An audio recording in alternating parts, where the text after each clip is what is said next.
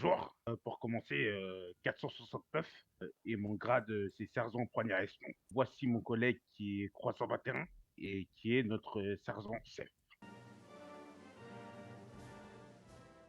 Je fais partie de l'unité d'intervention. Nos premiers gestes à faire lors d'un braquage ou d'une prise d'otage lors d'une banque, c'est tout d'abord sécuriser les lieux, mettant en place un périmètre de sécurité et par la suite, on fait venir les négociateurs, excusez-moi. L'opération se passe euh, dans les conditions, dans les meilleures conditions. Ça, Non, pas spécialement, parce que nos hommes sont formés pendant plusieurs semaines. Donc, tout d'abord à la Training Academy, où ils vont passer 2 semaines à être formés pour voir s'ils sont capables de rejoindre les rangs. Sur les braquages, il n'y a généralement pas de souci, en tout cas. on est en liaison avec les EMF, qui nous confirment si l'agent est bel et bien décédé ou pas. Par la suite, il y a un code radio spécial qui se passe dans les services de police, le Endo SWAT. Et ça se passe, voilà quoi. C'est uniquement les plus hauts gradés qui font ce code radio. Affirmatif. Donc souvent ça se fait en même temps que la cérémonie de montée de grade.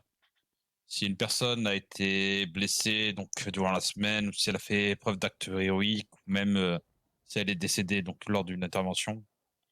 Donc si elle est décédée, en tout cas, on fait 1 minute de silence et on lui remet du coup une médaille.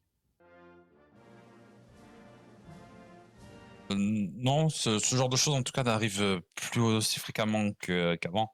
Bon, même s'il y a eu la petite histoire avec la milice de Cayo Perico il y a quelques semaines, mais des attaques sur des lieux stratégiques comme des postes de police ou des prisons fédérales, ça fait un petit moment que ça n'est pas arrivé.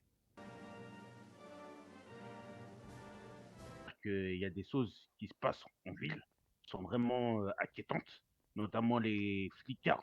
Les dernières flicards a déclaré qu'ils ont été, qu'ils ont été mis en stade de nos services. Les opérations dans lesquelles on a dû participer pour justement interpeller les individus. Je ne peux pas tout vous communiquer malheureusement, mais nos enquêteurs et ainsi que toute la BCSO travaillons tous les jours pour lutter contre la criminalité en ville. Si j'ai un message à leur faire passer, c'est que si vous voyez un périmètre de sécurité, c'est-à-dire barrière, clos, etc., déclaré avec plusieurs policiers autour, euh, le premier message que j'aimerais leur faire part, c'est ne pas s'inquiéter, ne pas paniquer. On est là pour vous protéger et donc pour vous agresser. Donc, du coup, s'il y a un dispositif de périmètre qui est mis en place par nos agents, c'est justement pour votre sécurité. Ça ne sert à rien de venir nous voir et nous dire qu'est-ce qui se passe, etc., etc. Vous pouvez circuler, ça ne vous regarde pas. Nous sommes là pour votre sécurité, tout simplement.